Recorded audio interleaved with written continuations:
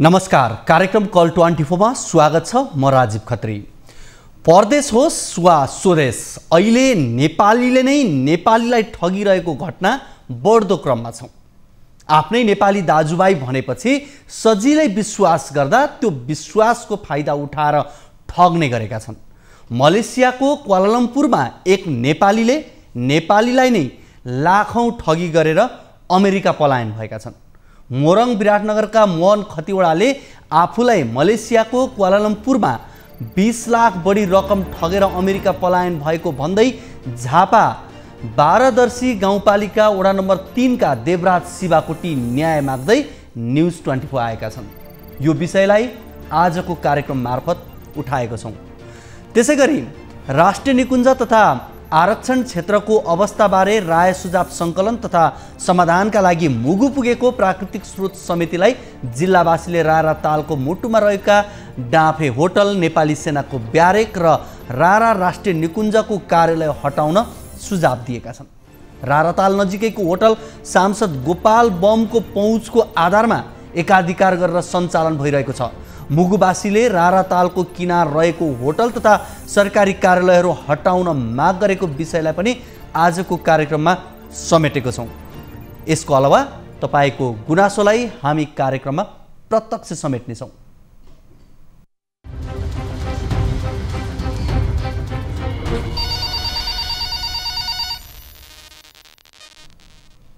हामीलाई सम्पर्क गर्नका लागि टोल फ्री नम्बर 1660 01 12424, फेरि पनि नम्बर नोट गर्नुहोस्। यो टोल फ्री नम्बर रहेको छ 1660 01 12424। त्यसैगरी एनसीएल नम्बर रहेको छ 98 015 72 424 र भाइबर नम्बर रहेको छ 98 84 011 037 मा हामीलाई कल गर्न सक्नुहुनेछ। तपाईले राख्नुभएको समस्या, जिज्ञासा तथा अभिव्यक्तिलाई हामी कार्यक्रममा लिन्छौँ भने तपाईले राख्नुभएको समस्याको समाधान र जिज्ञासाको जवाफ हामी खोज्ने प्रयास गर्छौँ।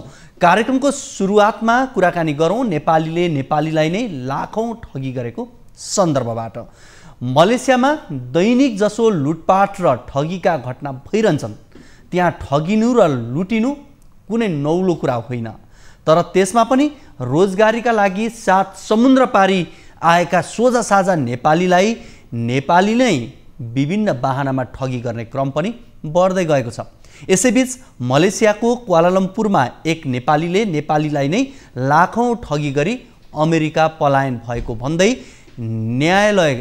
न्यायका लागि भन्दै ठगिएका एक नेपाली हामी कहाँ आएका छन्। झापाबाट टिभी जर्नलिस्ट युवराज आचार्यले पठाएको यो रिपोर्ट हेरौँ।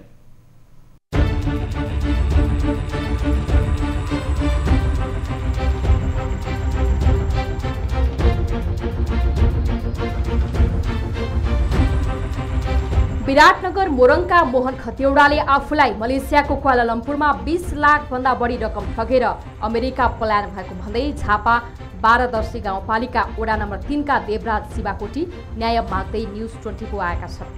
रोजगारीका लागि 10 वर्ष अघि मलेसिया पुगेका शिवाकोटी त्यहाँ सुरक्षा गार्डको रूपमा काम गर्दथे। कामकै सिलसिलामा खाजा खाने जाने क्रममा परिचित भई साथी बनेका मोहनले देवराजलाई क्वालालम्पुर स्थित द गोर्खास नामक रेस्टुरेन्ट बिक्री गरेका हुन्। साथीको विश्वासको आधारमा घरको सम्झौता लगायतका अनेक कागजात समेत केही नहेरी वैदेशिक रोजगारीमा कमाएको केही रकम सहित झापाको बारदर्शीमा रहेको घरबारी बन्दकी राखेर करिब 18 लाखको लगानीमा रेस्टुरेन्ट खरिद गरेका देवराजले 3-4 महिना पनि चलाउन नपाई रेस्टुरेन्ट छोड्नु परेको बताएका छन्।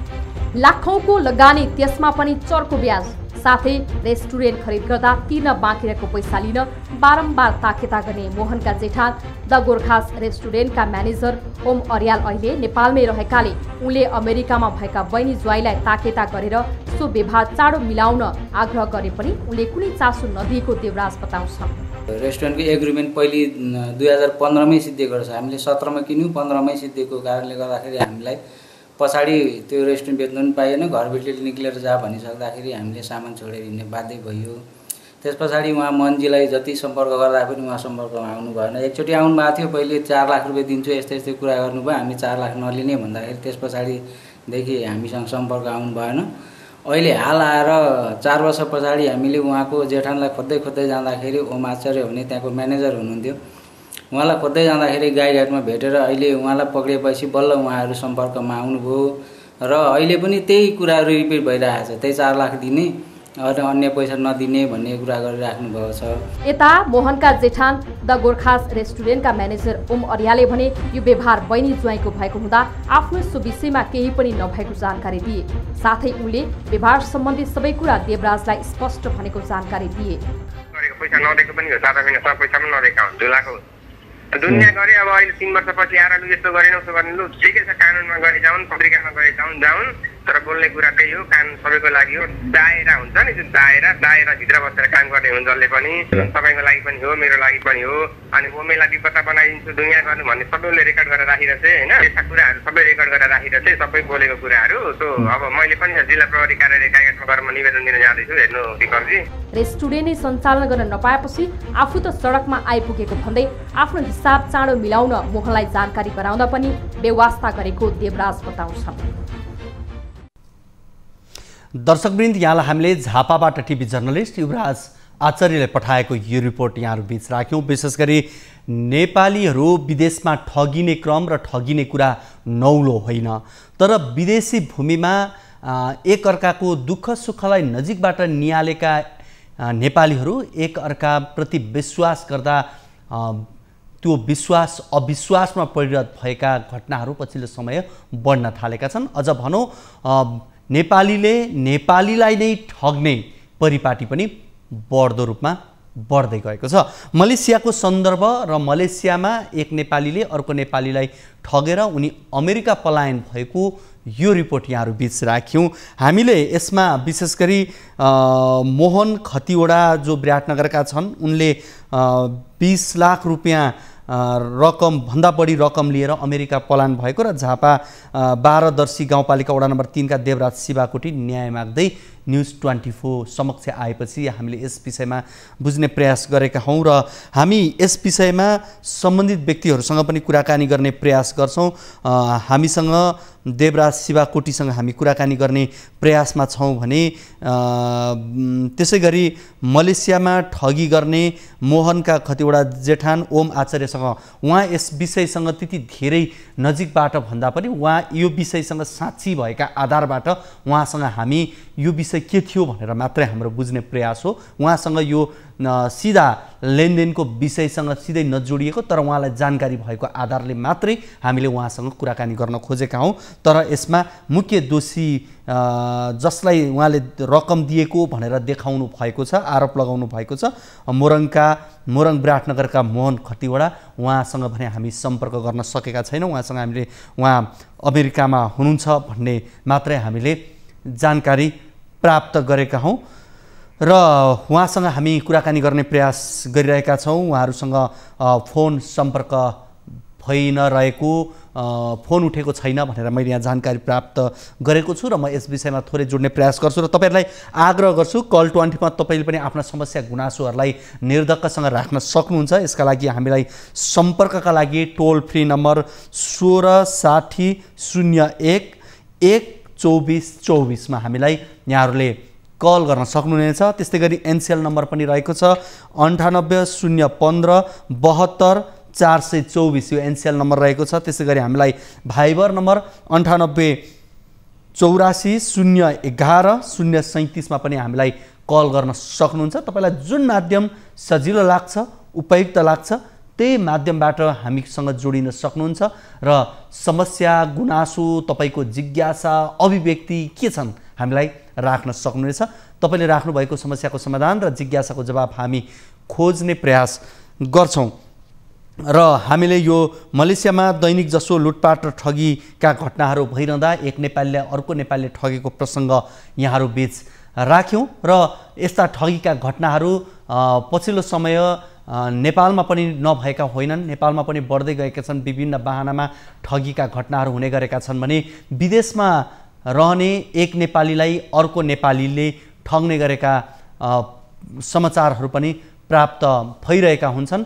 यसलाई पनि हामीले कार्यक्रममा उठान गर्दै आएको छौँ र यति बेला हामीले यहाँहरूलाई यो मलेसियाको सन्दर्भमा रहेर कुराकानी गऱ्यौँ र विशेष गरी नेपाली कम्युनिटीहरू बढी भएको ठाउँमा नेपालीले नेपालीको एकअर्काको विदेशमा रहेर काम गर्दै गर्दा दुःख सुखलाई नजिकबाट निहालेका हुन्छन्, एकअर्काका सम्पूर्ण कुराहरूलाई बुझेका हुन्छन् र विश्वास देशभन्दा टाढा भइसकेपछि एकअर्काप्रतिको विश्वास पनि अलिक प्रगाढ र अलिक फरक किसिमको हुन्छ। तर त्यही विश्वासलाई विश्वासघात गरिदिँदा कसैको उठिवास बन्ने अवस्था भएको हुन्छ। जसरी यो 20 लाख रकम भनेको पक्कै पनि यो सानो रकम होइन र यसले यो रकम नउठ्दा यो पैसा नआउँदा आफू रोडसम्म पुग्ने अवस्था बनेको भनेर पीडितले हामीलाई बताउनु भएको थियो र यो प्रसङ्गलाई आज हामीले यो कार्यक्रम कल 24 मा उठाइरहेका छौँ भने हामी यस विषयसँग सम्बन्धित व्यक्तिहरूसँग कुराकानी गर्ने प्रयास गरिरहेका छौँ। यति बेला हामीसँग पीडित देवराज शिवाकोटी झापाबाट उहाँ हामीसँग फोन सम्पर्कमा जोडिनु भएको छ। उहाँसँग यस विषयमा हामी थप जानकारी लिने प्रयास गर्छौँ। देवराजजी, यहाँलाई कार्यक्रम कल 24 मा स्वागत छ। धन्यवाद हजुर, नमस्ते। तपाईलाई मलेसियामा नेपालीले नै ठगे भन्ने प्रसङ्गको रिपोर्ट हामीले यहाँ प्रसारण गर्यौँ। यसको वास्तविकता के थियो? मलेसियामा तपाईँ कसरी ठगिनु हुन त हामीले रिपोर्टमा प्रस्तुत गरिसकेका छौँ, अझ तपाईँकै मुखबाट सुनौ न एकपटक। यो चाहिँ कस्तो भने मलेसियामा एउटा द गोर्खाज रेस्टुरेन्ट भन्ने थियो, मन खतिवडाजीले चलाउनुहुन्थ्यो। त्यसपछि हामीले त्यो रेस्टुरेन्ट बेच्ने भनेपछि त्यो रेस्टुरेन्ट किन्ने भयो र त्यो रेस्टुरेन्ट किन्यौँ। हामीले 65,000 युनिट हालेर किन्यौँ। अब त्यसमा हामीले पेपरहरू माग्दाखेरि उहाँले के भने पेपरहरूसँग अलरेडी छ, हामी दिन्छौँ, तपाईँहरू गर्नुहोस् भने अब विश्वासको आधारमा हामीले उहाँलाई पैसा पेमेन्ट गरिदिउँ। हजुर, पैसा पेमेन्ट गरिदिइसकेपछि उहाँलाई चाहिँ डिबी परेको छ अमेरिकाको। उहाँहरू अमेरिका उड्दिनु भयो। उड्दिएपछि पछाडि मैले त्यो रेस्टुरेन्ट बेच्नुपर्ने भयो। फेरि अब मैले चलाउन नसक्ने भएर बेच्नुपर्ने हुँदाखेरि तपाईँको घरको एग्रिमेन्ट चाहिँ तपाईँको हामीले 17 मा किनेको 2015 मै सकिएर छ। 17 मा यहाँले किन्नुभयो, 15 मा त्यसको एग्रिमेन्ट सकिसकेको रहेछ। सकिसकेर अब त्यो तपाईँको त्यो रेस्टुरेन्ट अब त कसैले किन्दैन। तपाईँको एग्रिमेन्ट बिनाको रेस्टुरेन्ट मलेसियामा अब विदेशीहरूले कसले किन्ने? नेपालीहरूले त कसैले किन्दैन। नकिनेपछि अब त्यो रेस्टुरेन्ट त काम नलाग्ने भयो। त्यस पश्चात मैले फेरि उहाँलाई सम्पर्क गरेर तपाईँ कि मलाई एग्रिमेन्ट दिलाउनुहोस्, होइन भने तपाईँको रेस्टुरेन्ट जस्तोको तस्तै छ, म चलाउँदिनँ, भोलिदेखि नै तपाईँ के गर्नुहुन्छ गर्नुहोस् भनेर कुरा राख्दाखेरि उहाँले 3 महिना पछाडि हामी पैसा पेमेन्ट गरिदिन्छौँ भन्ने कुराहरू गर्नुभयो। ठिकै छ, 3 महिना पैसा गरिदिनुहुन्छ, तर रेस्टुरेन्ट के गर्नुहुन्छ म चलाउन सक्दिनँ भनेर उहाँलाई भन्दा 3 महिना कुर्यौँ। 3 महिना कुर्दाखेरि उहाँको एकजना जेठान हुन्थ्यो ओम आचार्य भने, उहाँ पनि रेस्टुरेन्ट अर्को रेस्टुरेन्ट बेचेर यता नेपाल भाग्नुभएछ। मोहनजीले उहाँ अमेरिकाबाट हामीलाई सम्पर्क दिनुभयो। त्यो भएपछि अब त्यतिकै अनि त्यस पछाडि म 1-2 वर्ष बसेँ, त्यही पनि यताउति गर्दै। त्यस पछाडि म अनि नेपाल आएर अनि खोज्दै जाँदाखेरि तपाईँको गाईघाट भनेको लालबुट्टी भन्ने ठाउँमा चाहिँ ओमजीलाई भेटियो। ओमजीलाई भेटेपछि अनि ओमजीलाई हामीले अलिकति टाइट गर्दाखेरि अनि उहाँले कन्ट्याक्ट गराइदिएर अनि त्यस पछाडि उनीहरू फेरि हामीसँग सम्पर्कमा आए। सम्पर्कमा आए अमेरिकाबाट। सम्पर्कमा आएपछि चाहिँ के भन्यो भने 4 लाख रुपियाँ दिने भने 4 लाख रुपियाँ 65,000 रुपियाँको डुबाएको छ। त्यसको ब्याज तपाईँको ब्याजको पैसा उहाँ कोसँग मैले मलेसियामा ब्याज लिएको त्यो ब्याजमा पैसा लिँदाखेरि त्यो मन्जी नै आफै साँची बस्नुपर्छ होइन। त्यस्तो पैसा लिएर उहाँलाई दिएको अनि 3 लाख 4 लाखमा त म मान्दिनँ, हुँदैन त्यसैको त भन्ने कुरामा त्यसपछि उहाँले मान्नुहुन्न। नभएपछि मैले के भने म मिडियामा जान्छु, यो तरिकाले हुँदैन भन्दाखेरि अनि उहाँले केमा जानुहोस्, जहाँसुकै जानुहोस्, यदि जित्नुभयो भने त पुरै पैसा पाउनु होला, त्यो एसएमएसै छ मसँग। यदि हार्नुभयो भने तपाईँलाई मानहानीको मुद्दा लगाइदिन्छु भनेर भने मैले भने किन मानहानीको मुद्दा? मैले किन गल्ती गरेको छ तपाईँहरूसँग मलाई मानहानीको मुद्दा लगाउनु भनेर यो कुरा राखेँ। सर अरू कुरा यति कुरा भएको छ, अरू केही? यो यहाँले एग्रिमेन्ट चाहिँ त्यतिखेर जति बेला यहाँले पैसा बुझाउनु भयो र रेस्टुरेन्ट लिनुभयो त्यो बेलामा चाहिँ एग्रिमेन्ट आफूले चाहिँ हेर्नु भएन कति समयसम्म बाँकी छ भनेर? हामीले हेऱ्यौँ न सर, हामीले हेऱ्यौँ न। हामी 5-6 जना छौँ, त्यो साथीहरू पनि छन्, उहाँहरूले पनि त्यो पेपर साइन गर्नुभएको साथीहरू हुन्छन्। उहाँ सबैको अगाडि मोहनजीले 6 एग्रिमेन्ट घरबेटीसँग छ, म ल्याइदिन्छु भन्नुभयो। त्यो एउटा विश्वासको आधारमा अब साथी नै हो, त्यसरी हामी जस्तो एउटा मजदुर गरेर खाने मान्छे, हामी चाहिँ कुनै व्यवसायमा गएको त होइन, हामी चाहिँ एउटा सेक्युरिटीमा गएको थियौँ। अब त्यसरी डुबाउनु हुन्न होला, हामीले नै उहाँहरूलाई सहयोग सपोर्टहरू पनि गरिरहेको थियौँ भन्ने विश्वासको आधारमा पैसा दियौँ। पैसा दिए पश्चात पछाडि अब एग्रिमेन्ट चाहिँदाखेरि एग्रिमेन्ट रहेन रहेछ। तपाईँले यो यहाँले होटल किन्नु भएको कति भयो, कति अगाडि कुरा हो? मैले 17मा किनेको, 17को त्यस्तै जुलाई है सेप्टेम्बरमा किने। 17को सेप्टेम्बरमा किन्नुभयो, छोड्नुभयो कहिले? हामीले 6 महिनापछि छोड्यो। 6 महिनापछि छोड्नुभयो। अब यो छोडिसकिसकेपछि त्यतिखेर उहाँ अमेरिका गइसक्नु भएको थियो? उहाँ त हामीले पैसा दिने बित्तिकै 10-15 दिनमा उडिहाल्नु भयो नि। मोहन खतिवडा। हजुर। अब उहाँको भिनाजुसँगको कुरा, भिनाजु जेठान भन्नुभयो है? जेठानसँग चाहिँ अहिले उहाँ नेपालमै हुनुहुन्छ? नेपालमै हुनुहुन्छ। उहाँसँग हामीले यहाँ कुराकानी गर्ने प्रयास पनि गऱ्यौँ, तर उहाँको फोन लागिरहेको छैन। उहाँलाई पनि बुझेर तपाईँसँगै हामीले दोहोरो कुराकानी गराउने प्रयास पनि यहाँ गरेका थियौँ, किनभने तपाईँको पक्षबाट हामीले एकतर्फी यो कुरालाई अहिले यहाँ उठान गरेका छौँ, तर उहाँको कुरालाई पनि हामीले यहाँ सुन्न चाहेको छौँ, तर उहाँको फोन नउठेको भनेर मैले जानकारी प्राप्त गरेको छु। अब उहाँले 4 लाख रुपियाँ, उहाँले चाहिँ जम्मा 4 लाख दिने भनेर यहाँलाई भन्नुभएको हो कि अहिले तत्काल चाहिँ 4 लाख दिने र पछि अरू बाँकी दिने? जम्मै क्षतिपूर्ति भनेर उहाँले मलाई हामीलाई 4 लाख दिन्छु भन्नुभयो। कस्तो क्षतिपूर्ति, के को क्षतिपूर्ति? अब हामी त सुरुमै डुबिया छौँ। अब त्यो क्षतिपूर्तिमा हुन्छ सर त्यस्तो कुरा गरेर उहाँले त्यो कुरा गर्नै मिल्दैन। उहाँलाई त मैले त साँच्चै भन्नु उहाँ कस्तो ब्याजको पैसा, उहाँले मलाई ब्याज सहित त्यो पैसा पेमेन्ट गर्नुपर्छ उहाँले। ओम आचार्य जो उहाँको जेठान भन्नुभएको छ, उहाँ चाहिँ वहीँ मलेसियामै उहाँको पनि रेस्टुरेन्ट छ? रेस्टुरेन्ट थियो, उहाँले बेचेर आउनुभएको छ। उहाँ अहिले बेचेर आउनुभएको छ। उहाँसँग भोइस एसएमएसहरू, उहाँसँग कुरा भएको भोइस एसएमएसहरू पनि मैले हजुरहरूको यहाँ एकजना मिडिया कर्मी हुनुहुन्छ नि युवराज आचार्य, हो उहाँ सरलाई दिएको थिएँ मैले। हामीले पाएका छौँ, तपाईँले पठाउनुभएका डकुमेन्टहरू पनि हामीले पाएका छौँ। अब ठिक छ, हामीले यो विषयमा सम्बन्धित व्यक्तिसँग पनि कुराकानी गर्न खोजेका थियौँ, तर सम्पर्क हुन सकेन। अहिले मोहन खतिवडासँग चाहिँ यहाँको सम्पर्क भएको छ कि पछिल्लो समय कुराकानी भएको छ कि छैन? उहाँले पछाडि समय केही पनि, उहाँ त्यही जुन मिडियाको कुरो आउने बित्तिकै उहाँले ल जे गर्नुहुन्छ गर्नु भनेर उहाँदेखि एसएमएस गर्दा पनि उठाउनुहुन्न, फोन गर्दा पनि उठाउनु हो। तपाईँको उहाँको अन्य परिवारको सदस्यसँग कुराकानी भएको छ? छैन सर, उहाँको फ्यामिली नै उहीँ हुनुहुन्छ। अब बुवा आमा यहाँ हुनुहुन्छ, बुवा आमाहरूलाई हामीले टर्चर गर्ने कुरा पनि आएन। कतिजनाको पैसा हो यो तपाईँहरूको? म र मेरो एकजना साथी छ जीवन भन्ने, अहिले मलेसियामै छ। भनेको तपाईँहरूको आधी 10-10 लाख हो? हजुर।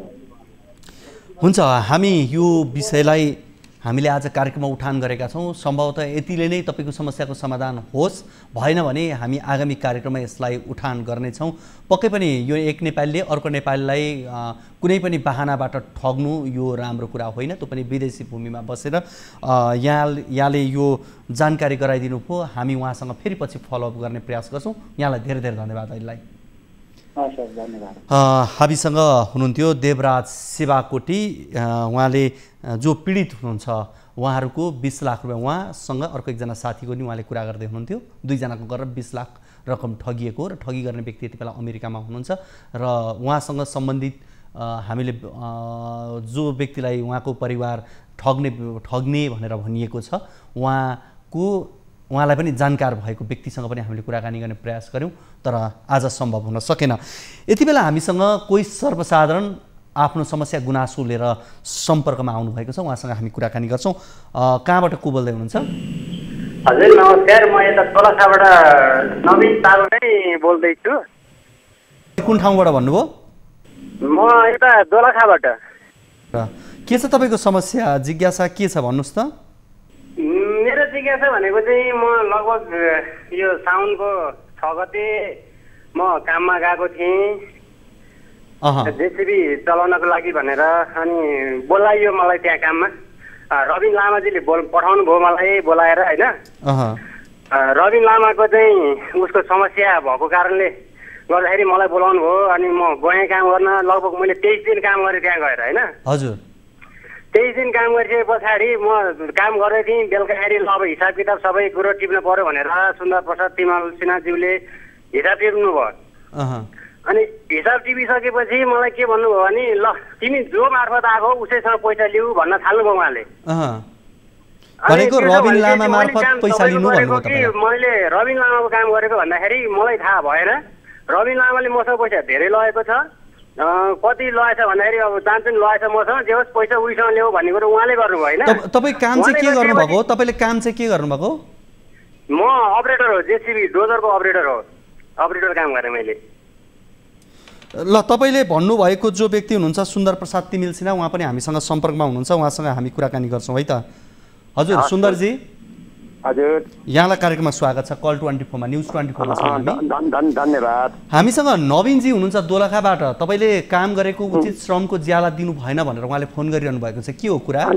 सुन्नु न सर, त्यो मान्छेलाई दिमाग खुस्का छ कि एउटा मिडिया कर्मीलाई आएपछि तपाईँहरूले भन्नु स्वाभाविक कुरो हो, सोध्नु स्वाभाविक कुरो हो। सुन्नुहोस्, त्यो मान्छे पहिलेदेखि मेरो काम गरिरहेको छ, म कस्तो मान्छे उसलाई सबै थाहा छ। सुन्नुहोस्, अनि मसित अर्को अपरेटर थियो, उसले क्याएन, उसको घरमा परिवारको बिरामी भयो, एमर्जेन्सी पर्यो, उसलाई बोलाएर उसले पठाइदियो। सुन्नुहोस् उसलाई पनि पठाइदिएपछि सुन्नुहोस् है, मेरो सिचुएसन मेरो समय कम छ। त्यहाँबाट अर्कोले पठाइदियो, उसको पैसा हराउन दिन्न भनेको छु। जम्मा उसले घन्टा हिसाबले गरे हो, 133 घन्टा मकामा काम गरेर हिँडेको छ। सुन्नुहोस् है, कति 18-20 दिन कति काम गरेको दिन चाहिँ है, उसले जति काम गर्छ त्यति दिने हो। त्यो दिनको 12 घन्टा गरे नि पायो, उसले 18 घन्टा गरे नि काम अनुसारको दिने हो। सुन्नुहोस् है, खाना बस्न उसलाई 1 रुपियाँ खर्च हाम्रोमा गएपछि लाग्दैन। पहिले बुझ्नुहोस्, तपाईँ बुझ्नुहोस्। अनि ऊ योभन्दा पहिले नै काम गरिरहेको छ, उसको पैसा कति भन्छ। अहिले उसँग मलाई अर्को अपरेटरले बोलाएर तँलाई पठाएको भाइ, मसँग सम्बन्ध कनेक्सन छैन, ऊ र म भेटेर पैसा दिउँला भनेर पठाएको मान्छे त्यो कहाँ जान्छ? अब मिडियामा के भन्ने आउँछ, यो के हो यो कुरो? ल ठिक छ, अब मेरो कुरा सुन्नुहोस् है त। नवीनजी पनि यतिखेर हामीसँगै हुनुहुन्छ फोन सम्पर्कमा। तपाईँले अब जसरी उहाँको दिमागै बिग्रेको भनेर सुरुवात गरिदिनु भयो होइन? अब ठिक छ होइन, कोही व्यक्तिको विषयमा यसरी तल्लो स्तरमा झरेर कुरा गर्नु हुँदैन, किनभने उहाँले पाउने ज्याला तपाईँसँग खोजेको होला होइन? अब म यति बेला नवीनजी भन्नुहोस् त, तपाईँले कतिचोटि पैसा माग्नुभयो, उहाँले किन दिनु भएन, के भन्नुभयो भन्नुहोस् त नवीनजी? उहाँले के भन्नुभयो भने म यो काम मेरो सिद्धिने बित्तिकै ल मेरो यति काम भयो, मलाई यति काम भएपछि मलाई यसरी तपाईँले गर्दाखेरि डिल गर्ने भएको छ, त्यो दिनुहोस् म जान्छु भनेर मैले भनिसकेपछि होइन रबिन के अरे रबिनसँग लिनु भन्ने गरेर उहाँले गर्नुभयो होइन? मैले काम उसको गरेको कि रबिनको गरेको? अनि रबिनले भन्छ मैले पैसा त बढी लिएको छु, तर मैले उसैको काम गरेर तिर्ने पैसा मैले तपाईँले कसरी दिन सक्छु, म अहिले पैसा दिन सक्दिनँ भनेर उहाँले भन्नुहुन्छ होइन? तपाईँले पाउनुपर्ने पैसा कति?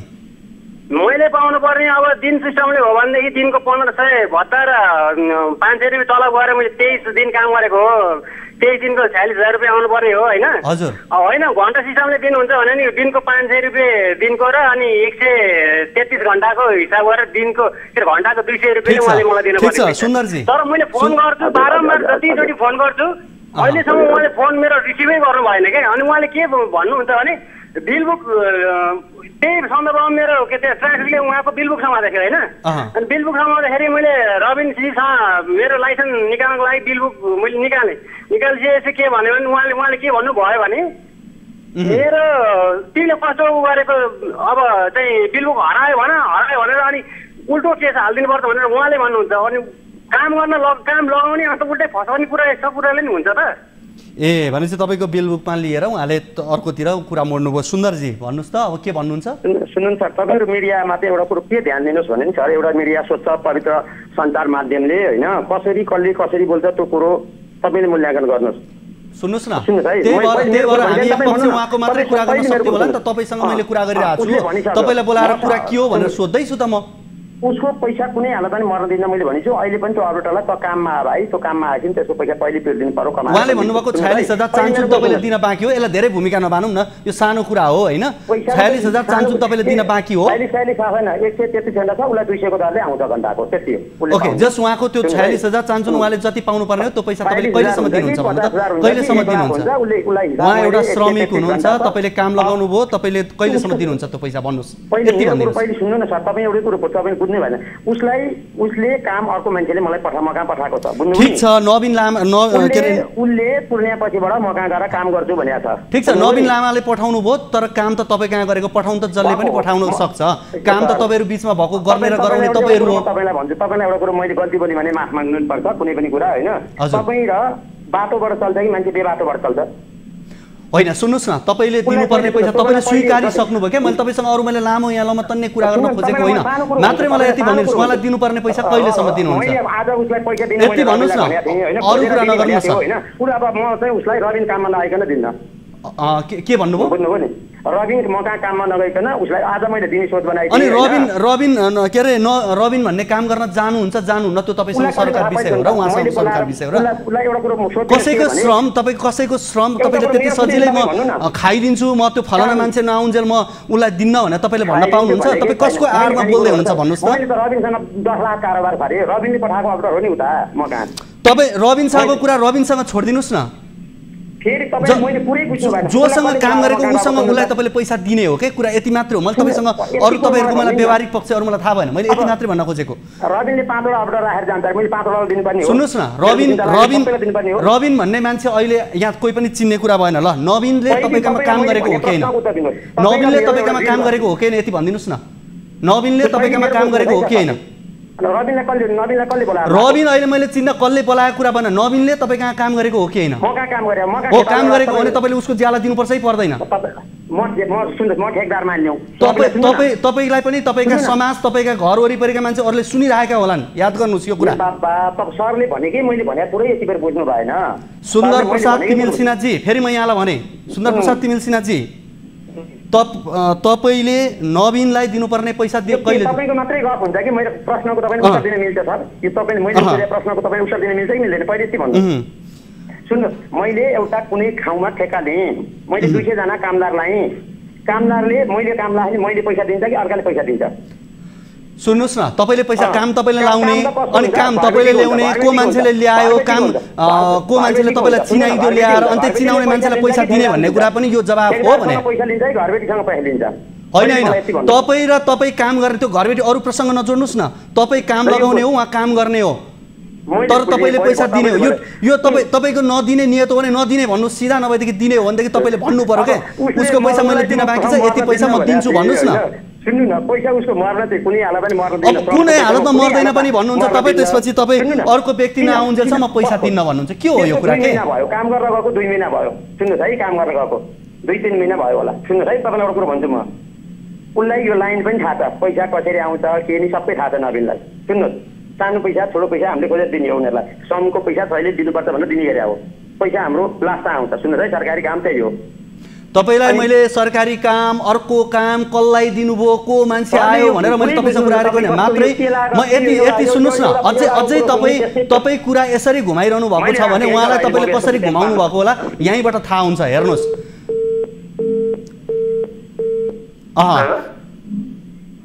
नवीनजी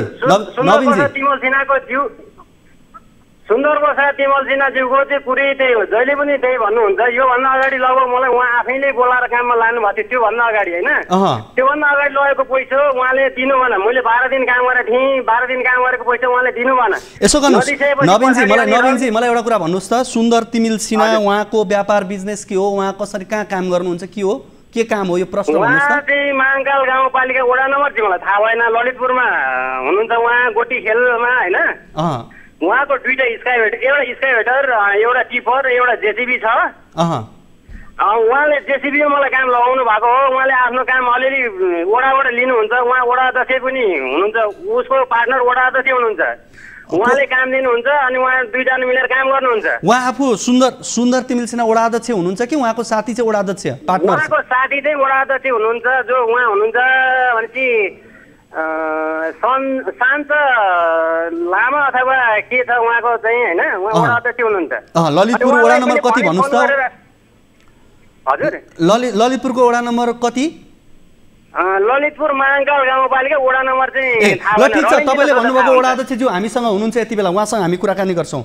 हजुर वडा अध्यक्षज्यू, यहाँलाई स्वागत छ कार्यक्रम कल 24 मा। धन्यवाद। तपाईँको पार्टनर हुँदो रहेछ नि सुन्दर तिमिल सिन्हा? हजुर, बिजनेस पार्टनर, उहाँसँगको मैले लेनदेन र तपाईँ पनि सँगै पार्टनर भएको कारणले मैले तपाईँलाई यहाँ जोडेँ। हाम्रो दोलखाको नवीन जसले स्काइभेटर चलाउनु भएको थियो तपाईँको र केही समय अगाडि उहाँले पैसा करिब 46,000 चान्चुन लिनुपर्ने तर पैसा नदिनु भएको रहेछ तपाईँहरूले। यो कुरा के हो र यो पैसा कहिलेसम्म आउँछ भन्ने उहाँको जिज्ञासा। हामीले सुन्दरजीसँग कुरा गर्दा जो बिचमा काम गर्ने रबिन लामा भन्ने व्यक्तिले उहाँलाई नवीनजीलाई चिनाइदिएका कारण रबिन मार्फत नै पैसा दिन्छु भनेर उहाँले भनिरहनु भएको छ। के हो कुरा तपाईँलाई थाहा छ? यो छ नि सर, मैले चाहिँ हामी पार्टनर जस्तो भए तापनि मैले चाहिँ सम्पूर्ण कारोबार हाम्रो सुन्दरजीलाई नै दिशाको कारणले गर्दा यो विषयमा लगभग उहाँले कुन ड्राइभरले लिएर जेसिबीको ड्राइभर हो सर, जेसिबी चलाउँछ या कसरी कारोबार कसले दिन्छ भन्ने। ठिक छ, यसो गरौँ ओडाजीज्यू, ल यहाँले जसरी भन्नुभयो यो कुरालाई मैले माने, तर यहाँ जनप्रतिनिधि पनि भएको कारणले जनताको कुरालाई न्याय अन्यायको आँखाले यहाँले हेर्नुहुन्छ, साथ सहयोग गर्नुहुन्छ। तपाईँ आफै पार्टनरसिप र पार्टनर भएका सुन्दर तिमिल सिन्हाले अहिले पैसा दिनुभएको छैन, तपाईँकै पार्टनर तपाईँहरूसँगै काम गर्ने सम्बन्धित व्यक्ति हुनुहुन्छ, तपाईँसँग प्रत्यक्ष हुनु भएन होला। यति बेला नवीनजी पनि हामीसँग सम्पर्कमै हुनुहुन्छ, दोलखाका नवीनजी, उहाँको पैसा दिलाउनलाई तपाईँले प्रयास गर्नुहुन्छ? हुन्छ सर। हजुर हाम्रो सरसँग कुरा गर्न मिल्छ? गर्नुहोस्, हुन्छ गर्नुहोस्। दाइ नमस्कार। पहिला सुरुमा त हजुरले भन्नुभएको थियो म फर्किने बेलामा भाइ टेन्सन नगर, मैले पैसा जसरी तिमीलाई दसैँमा मैले मार्न दिन्न, म जुनै हालतमा पनि तपाईँले म तिमीलाई पैसा दिन्छु भनेर हजुरले भन्नुभएको थियो। हुन्छ, म ठिक छ, हजुर जनप्रतिनिधि पनि हो, म हजुरको उसमा विश्वास गरेर ल म फर्केँ भने मैले फर्केको थिएँ। त्यस पछाडि मैले हजुरलाई फोन गरेँ, मेरो वाइफ चाहिँ नि डेलिभरी केस थियो, अपरेसन गर्नुपर्ने भएर मेरो 3-4 लाख रुपियाँ सिद्धियो। त्यो सिद्धिने बेलामा अलिकति राहत हुन्छ कि भनेर मैले हजुरलाई कल गरेको थिएँ। हुन्छ ल, म आज त्यो छैन भाइ, म भोलि जसरी उपलब्ध गराइदिन्छु भनेको मान्छे, त्यहाँदेखि अहिलेसम्म हजुरले कल रिसिभै गर्नु भएन। मैले यहाँसम्म आइपुग्नु पर्ने कारणै थिएन मेरो, अनि मैले हजुरलाई कल गर्दा गर्दा रिसिभै नभइसकेपछि अब म के गर्ने त? अब दसैँ पनि आइसक्यो, धेर थोरै मैले जहाँ गएर काम गरेको भए पनि म करोडपति भए पनि आफ्नो काम गरेको परिश्रम त मैले पाउनु पर्ने भनेर मेरो भित्री आत्माले नमानेर हजुरहरू कसैले फोन नउठाइसकेपछि मैले एउटा विकल्प खोजेर यहाँबाट चाहिँ कुनै समाधान भेटिन्छ कि भनेर मैले यहाँ गएको। हजुरलाई ब्याज पार्ने, हजुरलाई धम्काउने, यताउति गर्ने मैले नियतले मैले फोन गरेको होइन, बस मेरो काम गरेको परिश्रम चाहिँ मलाई चाहियो भन्ने हिसाबले मैले फोन गरेको सर। यहाँनिर ल, तपाईँ त्यहाँसम्म पुग्नु भएकोमा तपाईँलाई मोरी धन्यवाद। होइन, तपाईँको परिश्रम पाइन्छ। हुन्छ, त्यसो भए यो दसैँ कहिले पाउने त? हो त्यो अब तपाईँले भोलि मसँग भेट्नु। हजुर ओडादाजी कहिलेसम्म पाउनुहुन्छ? त्यो त भोलि सर, भोलि पाउनुहुन्छ है? ओके, ल धन्यवाद यहाँलाई। ल थाहा पाउनु भयो है नवीनजी, तपाईँले भोलि पैसा पाउनुहुन्छ ओडादाजीज्यूले भनिसक्नु भएको छ। ठिक छ, तपाईँले फोन गर्नुहोस्, उहाँलाई सम्पर्क गर्नुहोस्, पक्कै उहाँले फोन उठाउनुहुन्छ र तपाईँलाई माध्यम अब धेरै छन् पैसा पठाउनलाई, तपाईँलाई सहज रूपमा उहाँले उपलब्ध गराउनु होला है त। यस विषयमा हामी फेरि पछि फलोअप गर्नेछौँ। हस्, धन्यवाद। हामीसँग हुनुहुन्थ्यो नवीनजी दोलखाबाट, उहाँले हामीलाई सम्पर्क गर्नुभएको थियो। हो, रकम हेर्दा सानो होला 46,000, तर आम व्यक्तिका लागि जो हुँदा खाने व्यक्ति, जसले दैनिक ज्याला मजदुरी गरेर कमाउने व्यक्ति हुन्छ, उसका लागि यो रकम भनेको ठुलो हुन्छ। लगाउने व्यक्तिका लागि यो पैसा सानो होला, तर जसले गरेको छ, जसले त्यो अपेक्षा राखेर काम गरेको छ, पैसाको लागि काम गरेको छ, दुःख गरेको छ, मजदुरी गरेको छ, उसको लागि यो रकम ठुलो हो। र आफूले काम गरेको पैसा माग्दा नदिएको भनेर उहाँले कुरा गर्नुभयो, त्यो त तपाईँहरूले पनि देखिहाल्नुभयो। सुन्दर तिमिल सिन्हा जसले काम लगाउनु भएको थियो, उहाँले पैसा दिनलाई आनकान गरिरहनु भएको थियो, तर पार्टनर अर्का वडा अध्यक्षज्यूसँग हामीले सम्पर्क गरिसकेपछि उहाँले पैसा उपलब्ध गराउने प्रतिबद्धता व्यक्त गर्नुभएको छ। खैर, यो विषयलाई हामी खासै ठुलो बनाउन चाहँदैनौँ, किनभने यो आपसी व्यक्तिको लेनदेनको विषय हो, तर पनि एउटा दुःख गरेको व्यक्तिले धेरै लामो समयसम्म फलोअप गरिरहनु परेको, पैसा नआएको कुरा सन्दर्भ लिएर उहाँले हामीलाई कल गरिसकेपछि यसको समाधान खोज्ने हामीले प्रयास गरेका हौँ। यो अब भने हामी लाग्छौँ राराका होटल हटाउन स्थानीयले माग गरेको सन्दर्भ। हुन त रारामा होटलको आवश्यकता भएको, पर्यटकहरूको भरिभराउ भएर होटल नपुगेको भन्ने समाचार पनि बेला बखत आउँछ, तर राराको होटल नै हटाउनु पर्ने माग स्थानीयले किन गरे, यो विषयको रिपोर्ट अब यहाँहरू बिच हामी राख्छौँ। मुगुवासीले प्राकृतिक स्रोत समितिलाई रारातालको किनार रहेको होटल तथा सरकारी कार्यालयहरू हटाउन माग गरेका छन्। राराताल नजिकैको होटल सांसद गोपाल बमको पहुँचको आधारमा एकाधिकार गरेर सञ्चालन भइरहेको छ। रारामा होटल सञ्चालन गर्ने भए त्यहाँका बस्तीका नागरिक र अन्य व्यक्तिलाई होटल सञ्चालन दिनुपर्ने स्थानीयको माग छ। मुगुबाट टिभी जर्नलिस्ट दानबहादुर बुढाले पठाएको यो रिपोर्ट हेरौँ।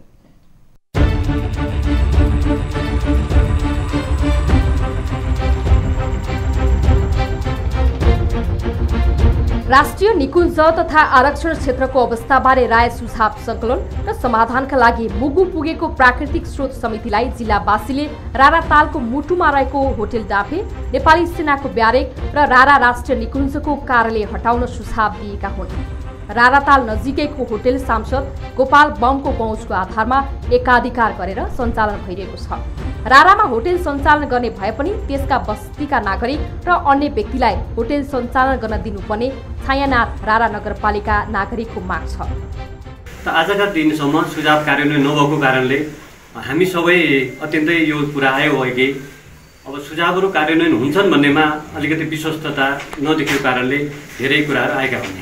त अवश्य पनि हामी यो आशा गरौँ यहाँहरूको भ्रमण दलले, यहाँहरूको संसदीय समितिले पक्का पनि सुझावहरू कार्यान्वयन गर्नुहुनेछ र अवश्य पनि यो ऐन संशोधनदेखि लिएर रारा स्वयं यहाँले नजर गर्नुभयो, यहाँले त्यहाँको अनुभव गर्नुभयो र राराले के गर्दा अब आगामी दिनहरूमा रारालाई स्वच्छ रारा, सुन्दर रारा, त्यहाँको प्राकृतिक रारा कसरी बनाउन सकिन्छ भन्ने कुरामा यहाँले पनि केही धारणा बनाउनु भएको होला र हाम्रो बारेमा भन्नुपर्दाखेरि तमाम कुराहरू आइसकेका छन्। हाम्रो त्यही कुरा हो।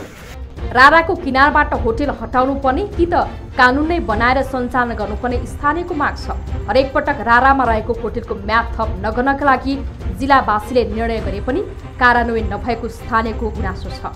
सुरुमा त्यहाँ सानो क्यान्टिन थियो, त्यही क्यान्टिनलाई नै पछि सांसद बमले होटलको रूपमा परिणत गरेको स्थानीयको भनाइ छ। त्यस्तै खुला छाडा चौपाएको चरणका लागि तालको छेउको चौर प्रयोग गरिँदा राराको सौन्दर्य हराइसकेको छ। मानवीय गतिविधिकै कारण पछिल्लो समय रारामा रहेका माछा समेत मर्न थालेका छन्। यदि हामीले होटल व्यवसाय गर्न पाउने हो भने मेरो प्रस्ताव छ, म पनि वडा नम्बर 8 को राराको छेउकै मान्छे हो, हामी टोटल जनताले बस्न पाउनु पर्यो, त्यहाँ जीविकापार्जन गर्न पाउनु पर्यो। हाम्रो पनि जनताको जिन्दगी उकास्न हामी पनि चाहेको छौँ। तर माननीय गोपाल बमले होटललाई त्यहाँ नवीकरण गर्दै राख्दै र माननीयले त्यसलाई संरक्षण गर्दै राख्दै, त्यहाँका संरक्षण अधिकारीज्यूले पनि उसलाई स्वीकार गर्दै र माथिका वन मन्त्रीज्यू र मान्यज्यूहरूले पनि त्यसलाई नै ढाकछोप गरेर राख्ने हुने चाहिँ हाम्रो मुगु जिल्ला जनताको एकदम चकनाचुर छौँ हामी।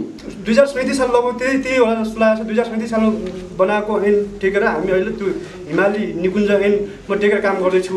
त्यसले अहिले त्यतिखेर बनाएको ऐनले अहिले कति प्रभाव पारेको छ भन्ने कुरा हो। सबभन्दा यो मैले यहाँ अघि पनि एउटा सरले भनिसक्नु भएको छ, यो झन्झटिलो छ। यो निकुञ्ज क्षेत्रबाट गएका वन्यजन्तुले जति निकुञ्ज आसपासका क्षेत्रमा जति हानि नोक्सानी बनाउँछ नि, त्यहाँका समुदायले राहत तथा क्षतिपूर्ति लिन अति झन्झटिलो छ कि यसलाई कसरी सहज बनाउने हो, एउटा त्यो गर्नु पर्यो।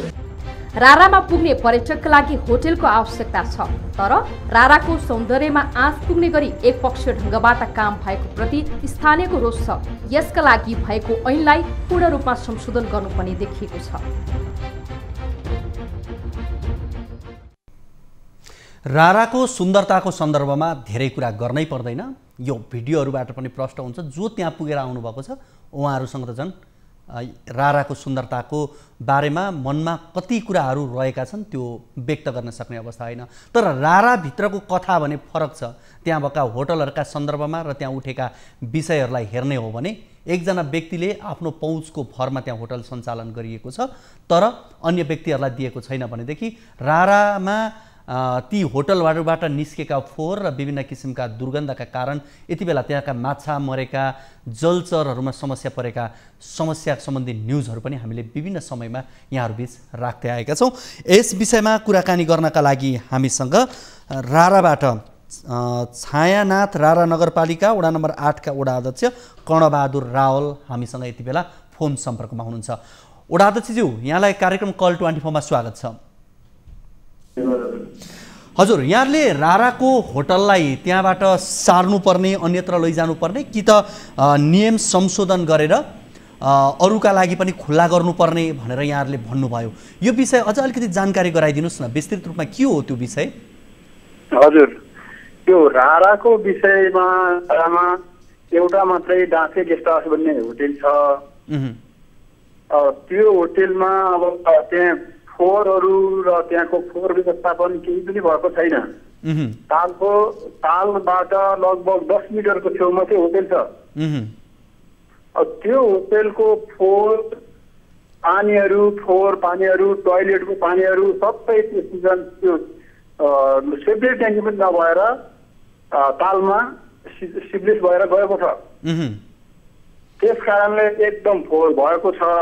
अब मलाई एउटा कुरा भनिदिनुहोस् त, यो डाँफे होटल भनेर जुन भनिएको छ र यससँग विशेष गरी मुगुका सांसदसँगै जोडिएको गोपाल बमसँग जोडिएको विषय पनि छ, उहाँको होटल भनिएको छ। सुरुमा यो क्यान्टिन थियो, पछि क्यान्टिनबाट यसलाई विकसित होटलको रूपमा लगियो भनेर भनिएको छ र यो निकुञ्जको ऐन नियम कानुन भन्दा पनि बाहिर रहेर सञ्चालन भयो भनेको छ। कसरी सञ्चालन हुन पुग्यो, के यसको अझ विस्तृत रूपमा जानकारी गराइदिनुहोस् न। हो, त्यो विषय मलाई लगभग जानकारी छ मलाई। त्यो पहिला सुरुमा स्टाफ क्यान्टिन भनेर सञ्चालन भएको थियो। त्यो सानो 5 मिटरको एरियाभित्र 5 मिटर लम्बाइ 5 मिटर चौडाइको एरियाभित्र स्टाफ क्यान्टिन, स्टाफहरूलाई चिया खाना गाह्रो भयो भनेर स्टाफ क्यान्टिन बनेको थियो। हुँदै त्यो होटेल डाँफे गेस्ट हाउस पुग्न गयो। हुँदै त्यसको म्याद पनि सकिएको छ र त्यसको म्याद पनि छैन। त्यसपछि त्यो गेस्ट हाउस, त्यो डाँफे गेस्ट हाउस हुँदै अहिले गोपाल बम, हाम्रो मान्य गोपाल बमको नाममा छ र त्यो म्याद सकियो भन्दा पनि अस्ति भर्खरै कुन वन मन्त्रीको पालामा त्यहाँ म्याद सकियो भन्ने जानकारी पनि छ। त्यस कारणले यो धेरै नीति नियम कानुनहरू मिचिएको छ। त्यहाँ राष्ट्रिय निकुञ्जको वार्डनलाई थाहा होला, उनीहरूले त्यो फाइलहरू देखाउँदैनन्, लुकाएर राखेका छन् कता। हामीले त्यो कुराहरू कोटिरहेका हुन्छौँ। भनेको यो म्याद सकिएको भनेर यहाँले भन्नुभयो नि, म्याद सकियो या म्याद थप गरियो, म्याद थपिएको विषय पनि जुन हिमाली निकुञ्ज ऐन 2037 भनेर भन्नुभएको छ, यो विरुद्ध हो? हजुर। यो हिमाली राष्ट्रिय निकुञ्जको नियम विरुद्ध त्यो विपरीत गइरहेको छ त्यो। त्यस कारणले त्यो डाँफे गेस्ट हाउसको कारणले गर्दा यो राष्ट्रिय निकुञ्जभरि वरिपरि मध्य क्षेत्रभित्र पर्ने र उपयोग गर्ने ती सानातिना चमिना गेस्ट हाउसहरू, चियापान गेस्ट हाउसहरूको पनि म्याद थप भएको छैन।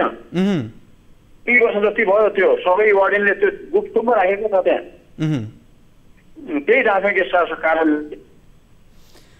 अब तपाईँहरूको जो स्थानीयहरूको यहाँहरूले प्राकृतिक स्रोत समितिलाई यहाँहरूले जुन सुझाव दिनुभयो, जुन माग राख्नुभयो, त्यो हिसाबले हेर्ने हो भने ऐन संशोधन गर्न अरूका लागि पनि त्यसरी नै होटल सञ्चालन गर्न दिनु पर्यो भन्ने विषय हो, या त्यो होटल त्यसै सञ्चालन गर्न पाइँदैन, त्यसलाई अन्यत्र लगेर व्यवस्थापन गर्नुपर्छ भन्ने विषय चाहिँ हो तपाईँहरूको? हो, हाम्रो भनाइ या त सबैलाई लागू हुने गरी ऐन नीति नियम संशोधन हुनु पर्यो। यहाँका पब्लिक जनताहरूले सबैले होटल व्यवसाय गर्न पाउनु पर्यो, या डाँफे गेस्ट हाउस बाहिर सर्नु पर्यो, राष्ट्रिय निकुञ्ज बाहिर सर्नु पर्यो, त्यहाँको सुरक्षाकर्मी बाहिर सर्नु पर्यो। त्यहाँ 10 मिटर 5 मिटरको छेउछाउमा सुरक्षाकर्मी छ र 5 मिटर 30 मिटरको छेउछाउमा राष्ट्रिय निकुञ्जको अफिस छ र उनीहरूको क्वार्टर छ। त्यो पानी भनेको सबै फोहोर बगेर तालभित्र छिरेको छ। अब त्यसरी यहाँहरूले भने जस्तै अन्य स्थानीयहरूलाई पनि होटल सञ्चालन गर्न दिने हो भनेदेखि त राराको सौन्दर्य के बाँकी रहला र बाँकी अरू? त्यो हामीलाई त्यो सौन्दर्य टुट्छ, त्यहाँको वातावरण टुट्छ, त्यहाँको प्रकृतिले दिएको त्यो ताल टुट्छ, त्यो हामीलाई जानकारी छ। हजुर। तर यो निकुञ्ज राष्ट्रिय निकुञ्जले त्यो नीति नियमहरू कानुनहरू मिचेर काम गरेको त हामीले बाध्य भएर त्यो भन्न तयारी हुन्छौँ। भनेपछि तपाईँ त्यो चाहिँ बाध्यात्मक हिसाबले मात्रै यहाँहरूको प्रस्ताव हो, नत्र त्यो होटल पनि त्यहाँ हुनुहुँदैन, त्यो चाहिँ खुल्ला हुनुपर्छ भन्ने नै यहाँहरूको माग हो? हो, हाम्रोमा त्यही नै हो। हुन्छ, यस विषयमा हामीले सांसद गोपाल बमसँग पनि कुराकानी गर्ने प्रयास गरेका थियौँ, तर उहाँको फोन उठेन। हामी पछिल्ला कार्यक्रमहरूमा फेरि हामी यसलाई फलोअप गर्नेछौँ। यहाँले कुराकानी गरिदिनु भयो, यहाँलाई धेरै धेरै धन्यवाद।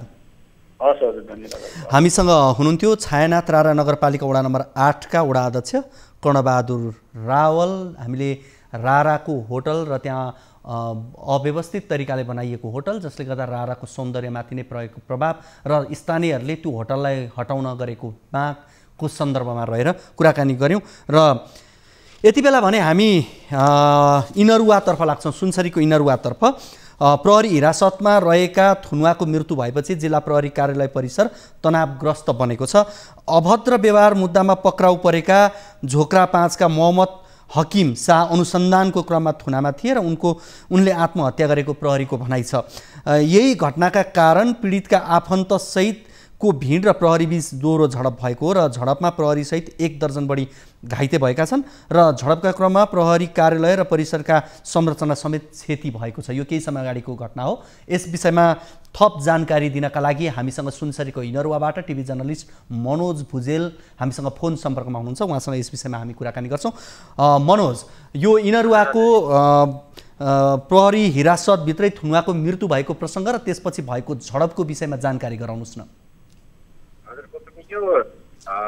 आजभन्दा 13 दिन अगाडि एउटा अभद्र केसको मुद्दामा पक्राउ परेका 29 वर्षीय मोहम्मद हाकिम मन्सुरी नरसिंह गाउँपालिका 5 का बसोबास भएका युवाहरूले यिनलाई चाहिँ अभद्र व्यवहारमा पक्राउ गरिएको थियो र पक्राउ गरिएको 13 दिन पश्चात आज उनले चाहिँ हिरासत कक्षमा आफैले प्रयोग गरेको बलको ले चाहिँ त्यो उसले पासो थापेर चाहिँ घाँटीमा पासो लगाइ चाहिँ आत्महत्या गरेको विषयलाई लिएर जुन जिल्ला प्रहरी कार्यालय सुरक्षित हिरासतमा भइसके पश्चात त्यस पश्चात यो घटना भइसके पश्चात उनका मृतकका आफन्त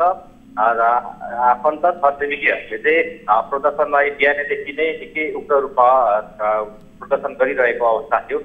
सो क्रममा प्रहरी र प्रदर्शनकारी बीच झडप पनि भएको अवस्था छ, जुन यहाँले भनिसक्नु भएको छ। करिब 1 दर्जनभन्दा बढी प्रहरी सँगसँगै स्थानीयहरू पनि घाइते भएको अवस्था छ। प्रहरी जिल्ला प्रहरी कार्यालय इनरुवामा आक्रोशित प्रदर्शनकारीले चाहिँ जिल्ला प्रहरी कार्यालय भवनमा जथाभावी ढुङ्गा प्रहार गरे पश्चात त्यहाँ शिक्षाहरू केही भौतिक संरचनाहरूमा क्षति भए पश्चात चाहिँ प्रहरीले त्यो अवस्थालाई नियन्त्रणमा लिन सामान्य रूपमा लाठीचार्ज गरेको अवस्था थियो। त्यो क्रममा अनिश्चित भिड अनियन्त्रित भए पश्चात फेरि प्रहरीले केही सेल अश्रु ग्यास प्रहार गरेर भिडलाई नियन्त्रणमा लिने प्रयास गरेको छ र अहिले यो घटनाको पछिल्लो अपडेट यहाँलाई जानकारी गराउनुपर्दा मृतकका परिवार र स्थानीय इनरुवा नगरपालिकाका मेयर र भोगरा नरसिंह गाउँपालिकाका मेयर र हरिनगर गाउँपालिकाका मेयर बीच प्रहरीको एउटा संयुक्त एउटा छलफल बसेको थियो। घटना पश्चात त्यसलाई एउटा छानबिनको दायरामा ल्याएर यसलाई सत्यतः बाहिर ल्याउने अब यसमा जो आत्महत्या गरेर हिरासतमै भनेर भनिएको छ, यो अब आरोप फरक छ। अब त्यहाँको वास्तविकता आरोप लाउनेको ठ्याक्कै आरोप के हो र प्रहरीको प्रारम्भिक उनीहरूको भनाइ के? अब पक्कै पनि अब व्यक्तिको मृत्यु भए पश्चात त्यो पनि प्रहरी हिरासतभित्र यो जुन एउटा घटना भएको छ पक्कै पनि अब मृतकको परिवार र आफन्तहरूलाई पक्कै पनि एउटा टोट पुग्ने अवस्था त पक्कै स्वाभाविक हिसाबले हुने भएकाले पनि अब यसलाई प्रहरीको हिरासतभित्र भएको घटना भएकै कारण चाहिँ प्रहरीमाथि शङ्काको वातावरण पनि उब्रिएको हो। जुन हिसाबले अहिले प्रहरीमाथि आरोप लगाइएको छ यो प्रहरी हिरासतभित्र प्रहरीकै कारणले चाहिँ यो घटना भएको भन्ने कुरा जुन आफन्तहरूले पीडित परिवारहरूले यो आरोप लगाइरहँदाखेरि चाहिँ जिल्ला प्रहरी कार्यालय सुनसरीका प्रहरी उपरीक्षक सञ्जय सिंह थापासँग मैले यो बिचमा अपडेट दिएको थिएँ र यो घटनाको सिसिटिभी फुटेज जुन मृतकले जुन हिजो आज बिहान करिब 3:10 को भित्रमा उनले त्यो प्रहरी हिरासतभित्र आत्महत्या गरेको स्पष्ट सिसिटिभी फुटेज रहेको जानकारी मलाई दिनुभएको थियो र उसलाई अहिले अब पोस्टमार्टमको लागि उसलाई त्यहाँ सब बाहिर ल्याउनलाई पनि केही मुस्किल भएको थियो। प्रदर्शनकारीले प्रहरी कार्यालय नै घेराउ गरेर प्रदर्शन गरिरहँदाखेरिको त्यो अवस्था थियो र त्यस पश्चात भएको सर्वपक्षीय छलफलले चाहिँ सबलाई पोस्टमार्टमको लागि चाहिँ बेबीको राज स्वास्थ्य विज्ञान प्रतिष्ठान लगाउने एउटा सहमति भएको छ र त्यस पश्चात छानबिन यसलाई गर्ने भनिएको छ। तर पनि यो स्थानीयहरूमा र आफन्तहरूले चाहिँ प्रहरीमाथि नै शङ्का गरेको अवस्था छ र यही कारणले अहिले प्रदर्शन उग्र भएको छ र केही ठाउँमा अझै पनि अहिले सडक अवरुद्ध हुने प्रयास भइरहेका छन्। पूर्व पश्चिम राजमार्गको भोगरा नरसिंह सडक खण्डका केही भागहरूमा अझै पनि चक्का जाम भइरहेको अवस्था छ र प्रहरीले त्यसलाई खुलाउन आफ्नो प्रयास पनि गरिरहेको अवस्था छ। धन्यवाद मनोज यो जानकारीका लागि। हामीसँग हुनुहुन्थ्यो सुनसरीको इनरुवाबाट टिभी जर्नलिस्ट मनोज भुजेल। उहाँले विशेष गरी यो प्रहरी हिरासतमा रहेको थुनुवाको मृत्यु पछाडि जिल्ला प्रहरी कार्यालय परिसर तनावग्रस्त बनेको समाचार हामीलाई पठाउनु भएको थियो र यस विषयमा हामीले यहाँहरूलाई अपडेट गरायौँ। अभद्र व्यवहार मुद्दामा पक्राउ परेका भोक्रा 5 का मोहम्मद हकिम शाहको अनुसन्धानको क्रममा थुनामा थिए र उनले प्रहरीको भनाइअनुसार सीसीटीभी फुटेजले प्रष्टसँग भनेको छ कि उनले आत्महत्या गरेको भनेर प्रहरीको दाबी छ भने आफन्तहरूको चाहिँ होइन, प्रहरीहरूकै कारण उसको मृत्यु भएको भनेर आरोप लगाएका छन्।